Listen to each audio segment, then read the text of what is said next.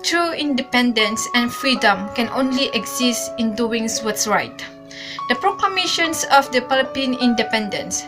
What is our analysis for this particular document? This document was significant to the study of the Philippine history. Why? One of the major reasons, it reveals the reason behind the Philippine revolutions during the Spanish time. It shows how Spaniards defeated the early Filipinos. Second, it reveals the War of Independence. Third, it reveals something about what kind of government did Emilio Aguinaldo establish during the time when we came our independent from the hands of the Spaniards. 4. It reveals something about the explanations of the colors of the Philippine flags. So, bakit nga ba nagkaroon ng revolutions against the Spaniards? Knowing the fact that the Spaniards holds the Philippines for over 333 years, imagine how long years na naging alipin tayo, na sinakop ng bansang Espanyol ang ating bansa. If we estimated it and compared into the lifespan of the Filipino, I considered it na may forever sa pananakop ng Espanyol sa bansang Pilipinas. Sobrang hirap sigurong naramdaman na imagine how difficult the life of the early Filipinos during that time. So, what was the reason of the revolutions? One of the major reason based on this document is the abuses done by the civil guards, killings, murders, and rape. Especially those prisoners. The prisoners during that time, walang halaga ang kanilang buhay. If they would attempt to escape, they were automatically shot. They were killed by the civil guards without any reasons. Kaya, so parang tinatrato nila tayo na hayop during that time. So, yan yung isa sa pinakadahilan kung bakit nagkaroon ng revolutions. Second is there was an abuses of the flyers. The flyers was abuses by their authority. Especially the Spanish flyers, they were making a use of the church in order to cement the political dominance of the Philippines. In other words, this document speaks something about the injustices and inequalities experienced by the early Filipinos.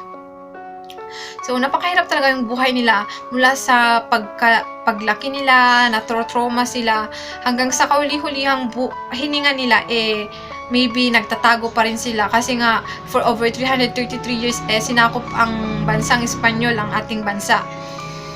So these are the injustices that one of the major reasons kung bakit nagkaroon ng revolution. The excited and the important part for this document, did you know that Emilio Aguinaldo was the first dictator? Yes, he used the dictatorship style of government when they proclaimed the Philippine independence, and it was not Marcos. Another truth that we can learn from this document is the explanations of the colors of the Philippine flags. We associate that the red-blue represents as the courage and freedom, but based on this document, the white flag represents as the emblem, the symbol of the Katipunan society. And now you might think na yung 3 stars Luzon, Visayas, Mindanao. No, that's wrong. It is represent as the Luzon, Mindanao, and Panay Islands. Why Panay Islands? Because basically these 3 majors of island was where started the revolutions. Dito nagsimula yung mga bakbakan during that time. And the stars represents as the gigantic strikes that were made by the sons of these lands towards progress and civilizations. And the 8 rays of the sun represents as the 8 provinces were declared as the state of war as soon as the revolution broke out in 1986. the Manila, Cavite, Nueva Ecija, Pampanga, Bataan, Batangas,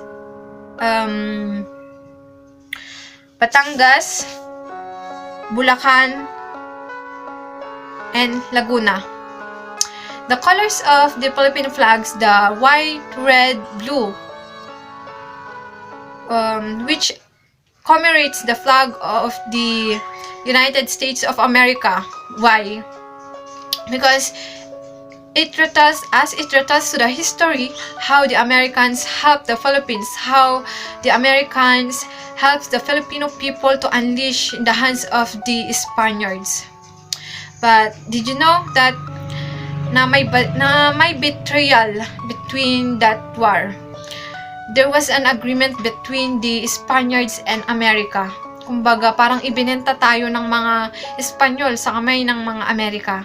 But during that time, Emilio Aguinaldo was so grateful and thankful to the Americans because they helped us, they helped the Filipino people to gain our freedom, to unleash the Filipino people in the hands of the Spaniards. So he was very grateful to them.